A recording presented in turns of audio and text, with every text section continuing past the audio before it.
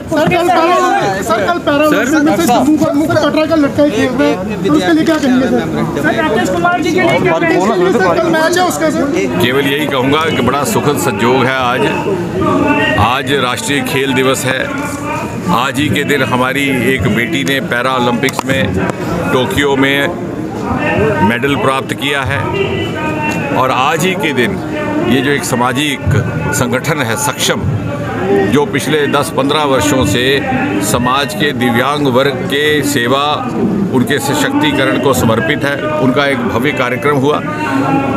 और मुझे ये भी इस बात का भी संतोष है कि इस संगठन ने अब देशव्यापी राष्ट्रीय स्तर पर मान्यता प्राप्त की है।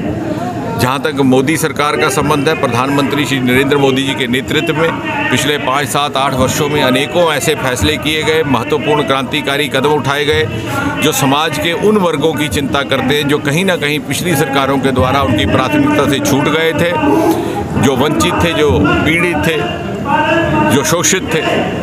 जहाँ तक दिव्यांगों का संबंध है, हमने दिव्यांगों की पेंशन का भी प्रावधान बदला, फैमिली पेंशन का।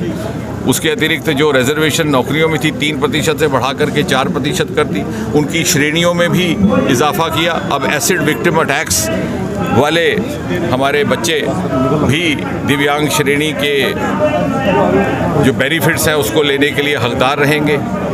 इसी प्रकार महिलाओं के लिए जो हमारी तलाकशुदा बेटियां हैं उनके लिए फैमिली पेंशन का प्रावधान था, लेकिन उसमें ये शर्त थी कि जब अदालत से फैसला आ जाए उसी के उपरांत उन्हें पेंशन का हक प्राप्त हो सकता था। उसमें भी संशोधन करके केवल इतनी बात रखी गई है कि एक बार अगर बेटी मुकदमा दायर कर देती है कचहरी में, उसका प्रमाण लेकर के वो दफ्तर में देती है तो उसको फैमिली पेंशन का हकदार रहेगी।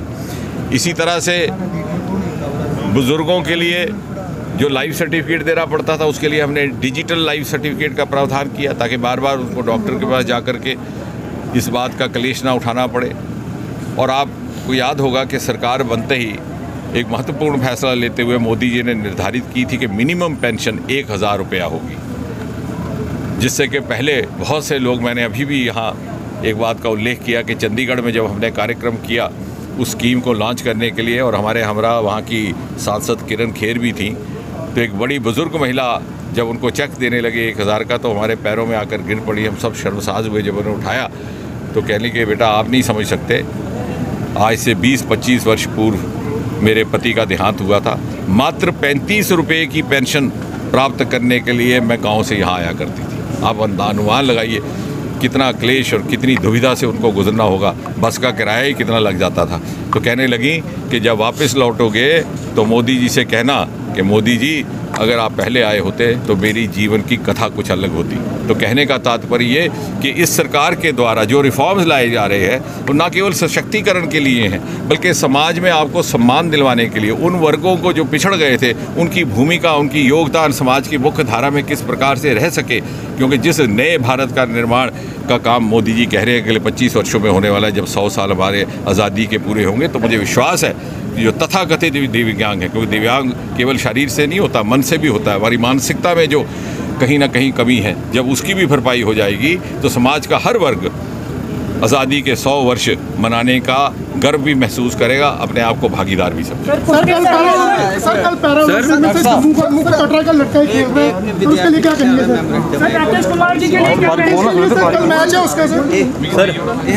सर आकाश सर 1 मिनट ले